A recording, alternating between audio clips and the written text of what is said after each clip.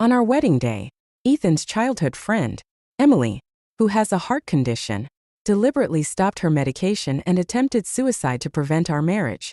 She was rushed to the emergency room, and Ethan, being her attending physician, hesitated, clearly torn about leaving. I graciously told him to go ahead, assuring him it was fine.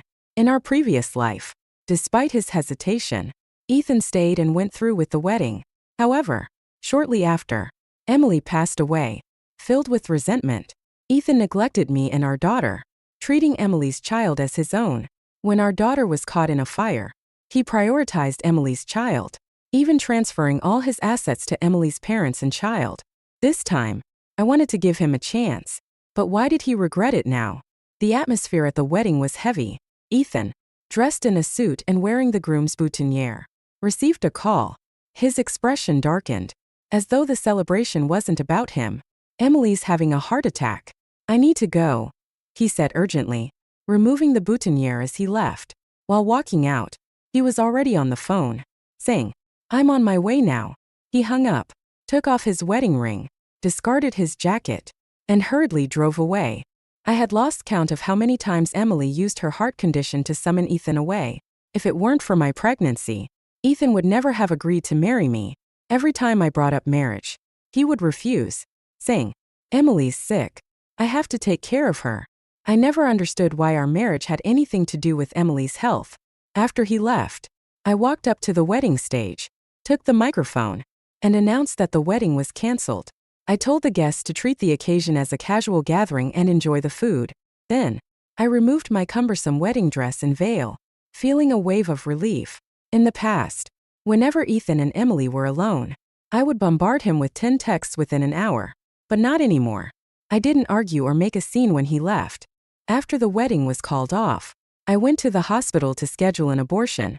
If Ethan didn't want this child, I wouldn't use it to tie him down. Besides, in our previous life, our child suffered too much. She was severely burned in a fire, with over 70% of her body scarred. I called Ethan to inform him about canceling the wedding and my decision to terminate the pregnancy. "Let's separate," I said. When he answered, his furious voice cut through. "Madeline, what the hell is your rush? Emily's in the operating room right now. If you had a shred of decency, you wouldn't have picked her worst moment to get married."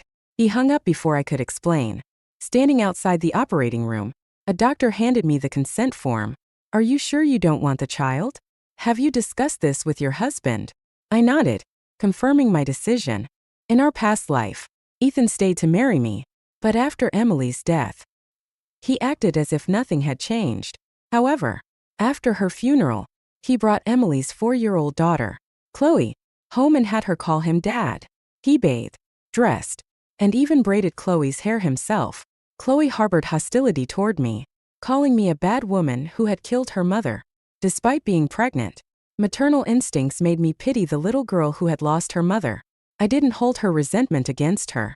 On the day I was due, Chloe pretended to be kind and asked me to take her to Disney.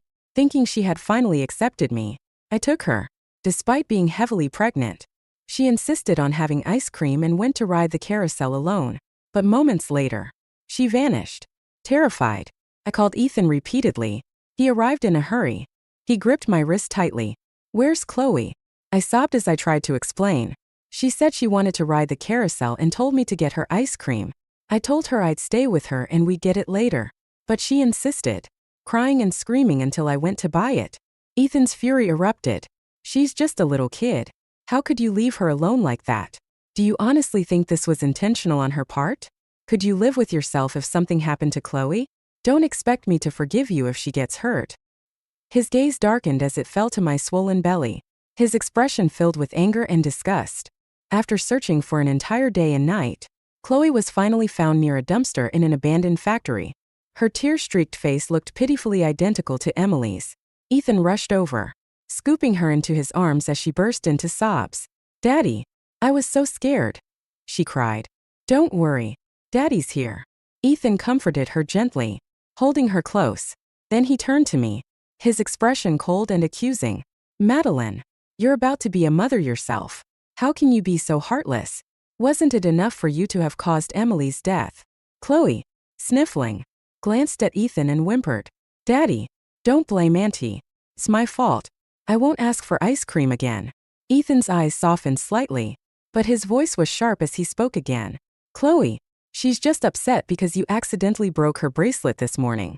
But Madeline, he said, his tone growing colder as he faced me. It was just a bracelet.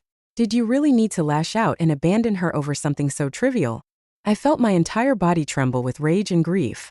Ethan, that bracelet was one of the few things my parents left me. It was all I had of them.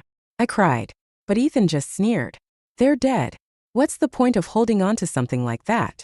Those words chilled me to the core. Still, guilt over how I had treated Chloe earlier led me to agree to her request to go to the amusement park. I thought taking her there would make things right. But as I glanced at Chloe perched smugly on Ethan's shoulder, the smirk she directed at me was full of defiance and mockery. From that day forward, Ethan never left Chloe alone with me. He even hired bodyguards and a nanny to ensure her safety. If I got within a few feet of her, the bodyguards would step in, their watchful eyes silently warning me to stay away. Ethan acted as if I were some sort of threat, going to extreme lengths to shield Chloe. Every holiday, instead of spending it with me, he would take Chloe to visit Emily's parents. On the day I went into labor, it coincided with Chloe's birthday. That morning, Chloe stood at the top of the stairs and gave me a chilling smile, one that sent shivers down my spine. It didn't feel like a child's smile. It was unsettling, almost malevolent. Then, without warning, she lunged at me, shoving me forcefully. I lost my balance and fell hard to the ground, my belly slamming against the floor. Pain shot through me so sharply I couldn't even scream. The bodyguards, having witnessed the collision, immediately rushed to Chloe's side to protect her. Their cold, robotic stare sent a clear message. I was the problem. Help me, please. I managed to gasp, clutching my abdomen as blood pooled beneath me. Chloe clung to one of the bodyguards and said sweetly, "Uncle, take me to Daddy. I'm scared." The bodyguards, following Ethan's strict orders, ignored my pleas. One glanced at me indifferently before escorting Chloe away. My vision blurred as I dragged myself, bleeding and in excruciating pain, back to my room to grab my phone. Alone in the empty house, I dialed for an ambulance.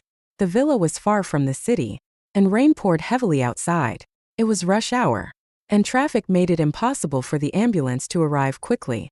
When I called again, desperate for help, a cold voice on the other end replied, "Sorry, ma'am. Ethan said there's no need to waste resources. He mentioned your due date isn't until next month." I screamed in agony. I'm in premature labor. Desperate, I called Ethan, gasping, "I'm about to give birth." He scoffed, his voice filled with disdain. "Don't play these tricks. I know your due date isn't until next month. Do you really think I don't see through your games?" He assumed I was lying to stop him from celebrating Chloe's birthday. Alone in the villa, I endured an entire day and night of labor, using only water, a cloth, and scissors. I delivered my own baby. The moment my child's cries filled the air, I couldn't stop my own tears from streaming down. It wasn't until the next morning, when the housekeeper discovered me in that state, that I was rushed to the hospital. When Ethan's colleague finally saw me in the delivery room, Ethan had no choice but to believe I had truly given birth. But when he arrived at the hospital, his first words were not of concern but an accusation. "Did you plan this on purpose? Did you make sure our daughter and Chloe would share the same birthday so they'd have to compete for attention?" I looked at him with a blank expression. "Ethan, Chloe pushed me. That's why I went into premature labor." His cold, dismissive eyes told me he didn't believe a word I said. "Do you really think I'd fall for that? Save your lies." I suggested he check the villa's security footage, but Ethan refused. He had already decided I was at fault, and wouldn't even bother verifying the truth. Shortly after our child's birth, Ethan formally transferred all his assets to Chloe and Emily's parents, claiming it was to ensure Chloe's future. His indifference broke what little hope I had left. I filed for divorce. Ethan leaned back in his chair, his gaze burning with anger as he growled, "You can't even handle this little bit of suffering? Let me tell you something, Madeline. I'll make sure you and your daughter are tormented for the rest of your lives. If it weren't for you forcing me into this marriage, Emily would still be alive." Years passed. My daughter turned 4, and Chloe was 8. One day, Chloe convinced my daughter to go out and play with her, only to abandon her in a desolate forest. Chloe came home crying, "Daddy, What if something happens to my sister? She's lost. Ethan's immediate response wasn't worry but comfort. It's not your fault. She's just being mischievous. When my daughter was finally found, she was hiding inside a hollow tree. Her face was scratched. Her hands were bleeding from splinters, and her clothes were filthy with mud. I held her tightly as she cried, her small body trembling. "Mommy, I was so scared," she sobbed. Chloe ran up to us and began to cry loudly, as if trying to overshadow my daughter's pain. From that day forward, I refused to let Chloe and my daughter be alone together. Ethan mocked me for being overprotective. "You should be glad your daughter doesn't harm others," he sneered. I ignored his words. If Ethan had been willing to agree to a divorce, I wouldn't have stayed a second longer. But fate always seemed to have more cruel twists in store. One day, a fire broke out in the house. Both Chloe and my daughter were trapped inside. I panicked and tried to run in, but Ethan grabbed my arm. "I'll go. You stay here," he said firmly before rushing into the burning villa. When he emerged, he was carrying Chloe. He laid her down safely, then turned to go back inside for our daughter. But by then, the flames had grown too intense. Without professional firefighters, it was impossible to re-enter. When my daughter was finally rescued, her body was covered in severe burns. She cried out in pain every day, her small voice filled with anguish. I stayed with her in the sterile hospital room until the day she passed away. I couldn't bear the heartbreak and fell gravely ill myself, dying not long after. But then, I woke up. It was the day of the wedding again. This time, I knew better. I wouldn't marry Ethan, and I wouldn't let my child endure such a miserable fate. Because I loved her, I couldn't allow her to be born into this torment again. After my surgery, the doctor reminded me to avoid cold foods and take care not to catch a chill. I nodded silently and left. Back at the apartment Ethan and I shared, I packed my belongings swiftly, including all my important documents. Before leaving, I sent Ethan a message. "I've moved out." As I dragged my suitcase downstairs, I ran into Ethan. He looked surprised to see me, his face still tense from whatever had occupied him. "Where are you going?" he asked, his tone laced with disbelief. I told him I was moving out. He nodded absent-mindedly, saying, "Emily is still in the hospital. I'm just grabbing some clothes to take back there. I'll be staying at the hospital for the next few days. Do whatever you want." With that, he left in a hurry. He thought I meant I was moving to the new house, but I didn't bother to correct him. He wouldn't have cared enough to listen anyway. Watching Ethan's hurried, anxious figure disappear, I took a deep breath. When had he ever shown that kind of urgency for me? After the miscarriage, my lower abdomen still ached faintly. While picking up some medication at the hospital, I unexpectedly ran into Ethan. He had just finished a surgery, and his exhaustion was evident. His eyes were bloodshot, and his face was pale. The moment he saw me, he frowned and approached quickly. "Madeline, why are you here?" His tone was tense, as if worried I had come to cause trouble for Emily. "Go home," he said urgently. Just then, Ethan's colleague, Dr. Jacob Joe, rushed over and called out, "Madeline, remember to keep your wound dry." In my previous life, after Jacob sent the ambulance for me, he had apologized profusely and even voluntarily stepped down from his position to help take care of me during my recovery. He had shown more care than Ethan ever did as a husband. I would never forget how Jacob had supported me during my most difficult moments. I smiled at Jacob and nodded. "Thank you. I will." Ethan looked like he wanted to ask me something, but before he could speak, a patient hurried over and pointed toward Emily's room. "Dr. Spencer, your wife is having heart trouble again. You need to check on her." Those words hung in the air like a heavy weight. Both Jacob and Ethan turned to look at me simultaneously. Ethan opened his mouth. "She's not my..." But I cut him off. "I'm leaving now." I turned and walked away, ignoring the commotion behind me. On my way out, an elderly woman suddenly grabbed my hand and asked, "Young lady, are you married? Do you have a partner?" I shook my head and said, "No." Ethan, who had been frozen in place, snapped his gaze toward me, startled. Before he could say anything, I left quickly. I felt relieved, once again thankful that I had never registered my marriage with Ethan. Back home, Jacob called me. "Madeline, remember, no spicy food after a miscarriage.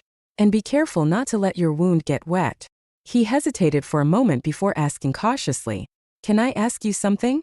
"Go ahead," I replied. His tone was careful. almost hesitant. Did you and Ethan register your marriage? Was the wedding finalized? I didn't know why Jacob was suddenly curious about this, but I answered truthfully. No, the wedding was canceled, and we didn't register. Jacob seemed to let out a small sigh of relief and muttered softly, "That's good." For a moment, I wondered if I had misheard. Not long after Emily was discharged from the hospital, Ethan called me. "Madeline, Emily's out now. I'd like her to move into the house. Are you okay with that?" I froze for a moment before replying. "Sure. Do whatever you want. It's your house anyway. What does it have to do with me?" I hung up before he could respond. In the past, even the slightest hint of affection between Ethan and Emily would have made me jealous, let alone having her move into our home. When Ethan and I first started living together, Emily constantly showed up at our place. She wore my slippers, changed into my pajamas whenever I was away on business trips, and lounged in our bedroom during the day while Ethan was at work. When I returned and saw her there, I demanded she leave. She pouted and hid behind Ethan, who sighed, pinching the bridge of his nose. "Madeline, I think of Emily as a sister. What's the big deal about a sister staying at her brother's house? Stop being jealous over nothing." I was hurt, but Ethan dismissed me impatiently. "If you can't handle it, then you can move out." I thought the call had ended then, but it hadn't. Ethan's voice came through the line again, filled with uncertainty. "Do you really mean it doesn't matter?" I laughed lightly, thinking, exactly. What does it have to do with me? It's your house. After all, when Ethan ran off without hesitation on our wedding day, I had already announced the cancellation of the wedding and decided not to register our marriage. As far as I was concerned, we were both single now. Ethan emphasized his words, his tone deliberate and sharp. "Madeline, don't speak in anger. Emily is sick, and I can't just leave her alone. She's like a sister to me." Calmly, I replied, "Sure. In my previous life, after getting pregnant and marrying him, I had quit my job. This time, without a marriage or a child tying me down, I continued working smoothly. So, when my manager asked if I was willing to transfer to South City for a promotion, I accepted without hesitation. I had no reason to stay. My parents passed away when I was 18, leaving me without family or attachments here. After work, I went to a company dinner with my colleagues. By chance, I spotted Ethan at a nearby table, also having dinner with his coworkers. When I went to the restroom, I ran into him in the smoking area. Our eyes met briefly, and I continued walking. On my way out, I was surprised to see him waiting for me at the door. I smiled politely and nodded, but he grabbed my arm. "Why didn't you say hello to me?" he asked. I looked at him, confused. Before I could respond, some people called out to him from the private room. "Ethan, Emily is looking for you." Emily poked her head out of the room, her voice sweet and clingy. "Ethan, why are you taking so long?" Our eyes met, and Emily's face lit up with a seemingly innocent smile. "Madeline, you're here too," she chirped, walking toward me. Seeing her made me feel nauseous. Her face reminded me of her daughter, and I couldn't suppress the disgust and chill that ran through me. Despite this, Emily smiled warmly. "Madeline, why don't you come in and join us? These are all Ethan's coworkers." I declined with a slight shake of my head. The sight of her alone was unbearable. During our relationship, when Ethan and I first lived together, Emily often showed up unannounced. She wore my slippers, borrowed my clothes when I was away, and even made herself at home in our bedroom. When I told her to leave, she would hide behind Ethan, pouting. Ethan would sigh in exasperation. "She's like my little sister. What's wrong with her staying here? Stop being so jealous." I was hurt but never knew how to respond. Ethan's patience with me wore thin. "If you can't handle it, then move out," he said. Once, I accidentally overheard him on the phone. He asked someone, "Do you really think this doesn't bother her?" That moment still lingered painfully in my memory. During those days, I tried to be a supportive partner. I would bring Ethan lunch at the hospital, but he always turned me away. "Why are you here? This is a hospital, not a place for random visits," he'd say coldly. "I'm bringing you food," I replied, trying to ignore his tone. He sneered. "I don't need it. Stop hanging around here. It's disruptive and reflects poorly on me. I'm busy and don't have time for this." His words stung deeply. I couldn't understand why it was inappropriate for me, his girlfriend, to visit him. After that, I never went to the hospital again. Yet, Emily often posted about her visits on social media. One post showed her sitting in Ethan's car, small cakes in hand. The caption read, "I said I wanted these, and he bought them for me." If it weren't for her posts, I would have never known Ethan could be so considerate. Another post a few days later showed her at the hospital with Starbucks coffee and cake. "He works so hard. I'm here to brighten his day." Ethan had scolded me for bringing him lunch but seemed perfectly fine with Emily showing up with treats. Feeling hurt, I asked him once, "Why is it okay for Emily to visit you at work, but not me?" He frowned, clearly irritated. "It's not the same. Emily doesn't cause me trouble." It was no surprise that many of Ethan's colleagues thought Emily was his girlfriend. Their closeness made it easy for people to misunderstand. At the dinner, a few of Ethan's coworkers came out of the private room and called him, "Ethan, your wife is still waiting." My colleagues, noticing the exchange, turned to me and asked jokingly, "Is that your husband?" I glanced at Ethan and replied flatly, "No." None of my coworkers recognized him because, on our wedding day, he had left in such a rush that they never got the chance to see him. As the evening wound down, Ethan sent me a message, "Let's head back together tonight." His tone was assertive, leaving no room for refusal. In the underground parking lot, I suddenly remembered the apartment Ethan bought before the wedding. It was listed under both our names as a joint purchase. Now that the wedding was off, we'd need to discuss what to do with it. To avoid any public confrontation in front of his colleagues, I reluctantly got into his car. As I approached the car, Emily stood in front of the passenger seat door. Ethan quickly explained, "Emily gets carsick easily. You should sit in the back." I hadn't intended to sit in the front, but their eagerness to secure their arrangement felt almost too much. The car's heater was on high, making the interior uncomfortably warm. Emily kept glancing at me through the rearview mirror, her lips curling into a subtle smile. Her hand rested casually in her pocket, where the wedding ring Ethan and I had planned to exchange likely was. I reached into my bag and pulled out the red velvet box containing the ring. Emily turned around, her face lighting up with curiosity. "Madeline, your wedding rings are so beautiful. Can I try it on?" Her voice was sweet but carried an underlying smugness. Ethan glanced at me through the rearview mirror, his expression tense, as though he feared I might refuse. I smiled and nodded. "Sure. If you like it, you can have it." Ethan slammed on the brakes, jerking the car to a sudden stop. He turned around, his eyes filled with confusion and disbelief. "Madeline, this is our wedding ring." I shrugged indifferently. "I know."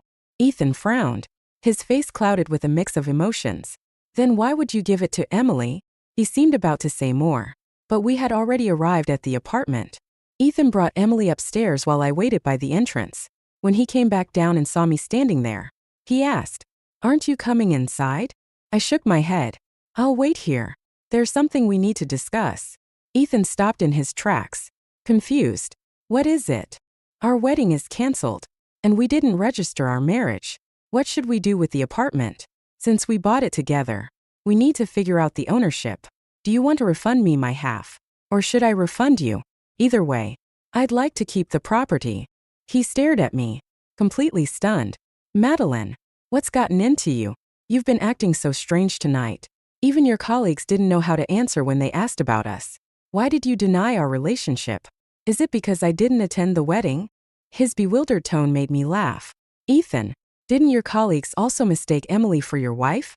Besides, you didn't show up for our wedding, and we didn't register our marriage. What relationship do we even have?" Ethan rubbed his temples, sighing deeply. "Fine. I'll admit I was wrong about the wedding. Okay, but Madeline, I'm Emily's attending physician. I understand her condition better than anyone else. If I hadn't rushed to her side, she could have died. Saving lives is my responsibility. I couldn't prioritize my personal desires over someone's life." I stayed silent, listening. Ethan and I had met in college. He was the star of the medical school, tall, handsome, and widely admired. During our military training survival exercise, we were allowed to form teams for 3 days and nights. I got separated from my group and lost my way. As night fell, I slipped and tumbled down a hillside. Ethan carried me back up to the main trail, even though it took hours. When the temperature dropped overnight, he took off his jacket and draped it over me. I developed a fever, and he used the only clean towel he had to dampen with water and bring my temperature down. He stayed up all night tending to me until the rescue team arrived. From that moment on, I couldn't help but develop feelings for him. Back at school, we had no further interaction. I silently admired him from afar, gathering bits and pieces of information about his life. When I heard about his breakup, I felt both heartbroken and hopeful. I thought he might have noticed my feelings because, during our senior year, we had an unexpected encounter. One night at a bar, Ethan was sitting alone in the corner, drowning his sorrows. I was with a group of classmates, but my attention kept drifting toward him. Pretending not to notice, I stole a glance in his direction, thinking I was subtle. Little did I know, he had noticed me all along. He walked toward me with a glass of wine, leaned in close, and whispered, "Can I?" His lips brushed against mine before I even realized what was happening, and somehow, I found myself nodding. That night, we naturally ended up together, but the passion he showed that evening quickly cooled, replaced by an indifference I tried hard not to notice. I was already too deep in the dream of my one-sided love becoming real to admit the truth. Later, Emily reached out to me. That was when I discovered the reason Ethan had chosen to be with me. It was to get back at her. She had been seeing someone else, and he had deliberately sent her a photo of us kissing to provoke her. Seeing the chat logs Emily shared with me made my heart ache. So easy to fall in love, but letting go is another story entirely. Emily left the country, got married, had Chloe, divorced, and eventually returned. By then, Ethan was even more unwilling to marry me.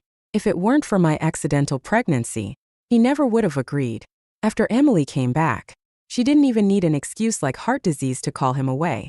A casual phone call was enough to make him drop everything. Sitting across from Ethan now, in this second lifetime, I could no longer feel any love for him. Calmly, I said, "Ethan, I'm not causing drama. I just don't want to marry you anymore." He stared at me for a long moment before sneering. "Fine, but don't come running back to me later." He clearly thought I was joking. After all, every time I said I wanted to end things, I was the one who ended up apologizing and begging to reconcile. This time, I returned the ring and arranged to transfer the apartment entirely to him. As we stood at the doorway after finalizing the paperwork, Ethan smirked mockingly.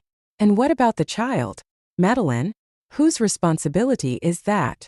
The mention of the baby brought a brief, heavy silence. Reflexively, my hand moved to my abdomen. "I already terminated the pregnancy," I said evenly. Ethan's expression darkened, his eyes turning cold and menacing. "What did you just say? You got rid of the baby? How could you be so heartless?" "Heartless?" I replied, my voice steady. "I'm not as heartless as you, leaving your own daughter to die in a fire." Without waiting for his response, I turned and walked away. That same day, I booked a flight to South City and accepted my new position. A new city, a new environment. Everything was fresh, and I quickly adapted to living alone. I had been on my own since losing my parents at 18, and solitude was something I had grown used to. But peace never lasts. My calm life was soon disrupted. In my previous life, I used to cling to Ethan, texting and calling him incessantly just to hear his voice, which gave me a false sense of security. After giving birth to my daughter, however, I realized that being near him only brought fear and pain. The memories of her burned body, her fragile frame carried out of the fire, haunted me endlessly. She was so small, enduring such unbearable pain. Yet she tried to comfort me. "Mommy, I'm fine. Don't cry." But when I wasn't there, she would secretly cry in agony. In the past few days, Ethan had been bombarding me with messages. He had never been the type to message me before, so I had almost forgotten to delete his contact. His messages were relentless. "Where are you, Madeline? Did you really terminate the pregnancy?" Late at night, his calls came one after another. His voice was hoarse with anger. "Madeline, where are you? What happened to our child? What happened to our daughter? How did he know it was a girl?" I tried to keep my composure. "It's late. If there's something important, we can talk tomorrow." I hung up on him and went to bed. The next day at work, I couldn't focus. My thoughts were scattered, and I felt uneasy. That evening, Jacob called me. "Madeline, do you still have feelings for Dr. Spencer?" His choice of words surprised me. Referring to Ethan so formally felt odd. He was Ethan's junior colleague, someone who had always admired Ethan as a role model and referred to him respectfully as Brother Ethan. But now, his tone was distant. almost formal. It felt odd. I told him plainly, "We've broken up. I don't like him anymore." Jacob's next words shocked me. "Madeline, you and he are not a good match. Please, whatever you do, don't marry him." I had a dream. In the dream, Emily died, and you had a daughter. But Ethan always favored Emily's child, again and again, to the point it led to your and your daughter's deaths. I even dreamed that you went into premature labor because of him. Hearing this, I felt a lump in my throat. My voice trembled slightly.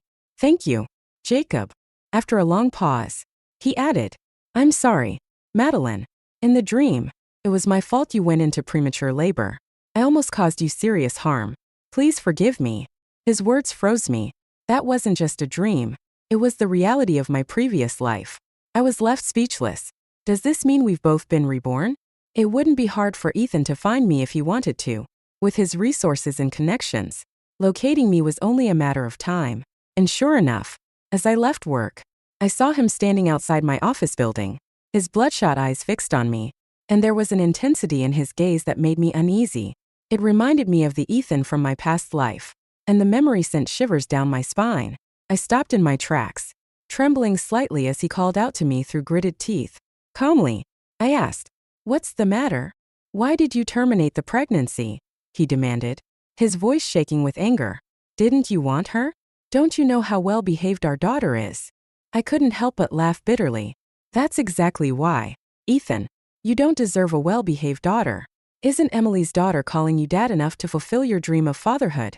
Ethan's face turned pale, his eyes red and misty. The steady stream of people passing by made me uncomfortable discussing such matters in public. I gestured for us to move to a quieter spot.